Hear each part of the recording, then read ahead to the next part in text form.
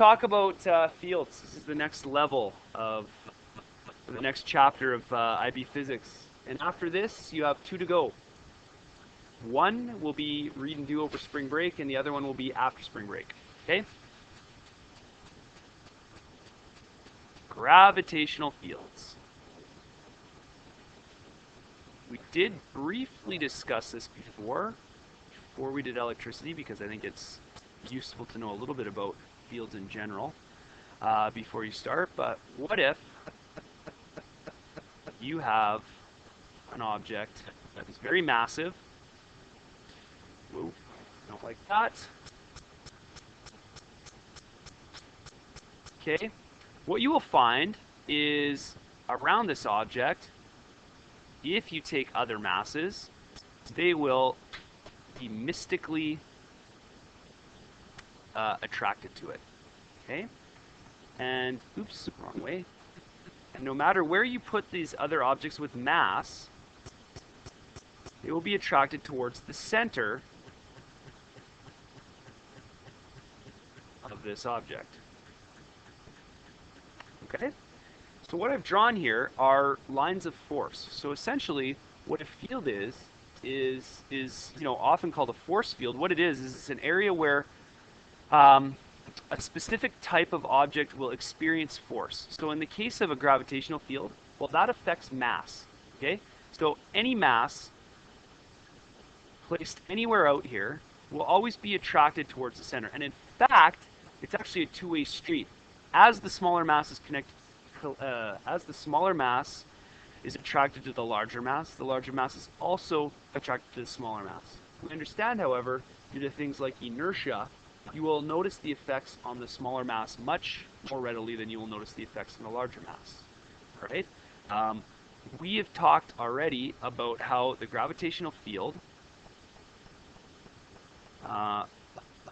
around Earth can be sorted out as the force of gravity, right, divided by the mass. So in other words, it's measured in newtons for every kilogram. Okay, so the G field around Earth is measured as newtons per kilogram. Okay, this should look familiar, but actually, I think IB prefers to use W instead of the force of gravity. We commonly don't say newtons per kilogram. We say meters per second squared for G. And if you're confused as to why that is, just remember that a newton is a kilogram meter per second squared. So that's this here or this here. That's the units it's measured in. Divided by M. Well, M is measured in kilograms. So what we have is we actually have a unit that is equivalent to meters per second squared. So the newtons per kilogram is equal to meters per second squared. If I'm at the surface of the planet Earth, how many newtons per kilogram do I experience? Well, in general, what would we say? Right. You get about 9.81 newtons of force for every kilogram that you weigh, which again is an acceleration as well, or written as 9.81 meters per second squared. Okay, so that's gravitational fields 101. All right, these represent lines of force. Okay, something you'll notice is that as you get farther away from the object, the density of the field lines, student X and Y, please pay attention, that as you get farther away from the surface of the planet, or the surface of the object, the field lines decrease in density. And it turns out the field strength decreases at a square to the distance. This should not be unexpected. It's sort of one of those typical rules that as you move out spherically through space, we represent an area here. Okay, as we get farther away, that area gets larger at a square to distance, and therefore the density of field lines passing through it decreases the farther away you get, and you can project this off to infinity. So it turns out that Isaac Newton was able to sort out a law that describes gravitation universally. This is specific to near the surface of Earth, and this number will decrease the farther away you get. But how? So what Newton gave us was this law. Newton's law of universal gravitation, which works quite well under most conditions. If you want to talk about extreme cases, you're going to need Einstein's rules of relativity and so on.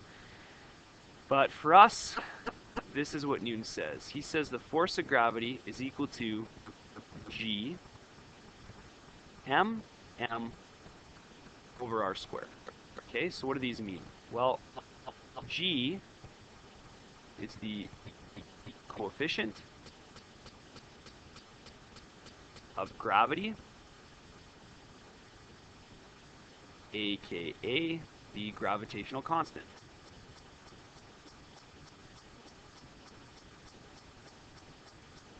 Actually, calling it a coefficient isn't quite right. I shouldn't do that.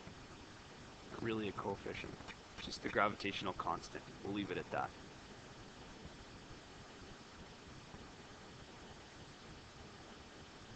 Gravitational constant. Mass 1. Mass 2. And this is distance between the centers of the two objects. So let's draw a picture of what this is talking about.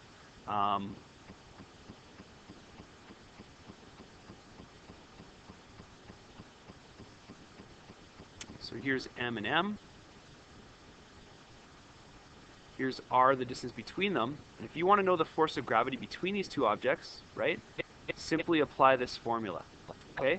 So if you want to break it down, the force of gravity is inversely proportional to the square of distance, and the force of gravity is proportional to the masses. Okay? So if I double one mass and keep everything the same, gravitational field strength doubles. If I double the distance, gravitational field strength drops to a quarter of what it was. If I triple it, it drops to a ninth, and so on. If I double both values and half the distance, what happens? If I double these and half the distance, what is halving the distance due to gravitational field strength? What's that? Quadruples it, so it's at least 4 times, and I've doubled both masses. That's 4 more times. 16 times, okay? So these are the types of questions you might be asked. Okay, good enough. See you guys.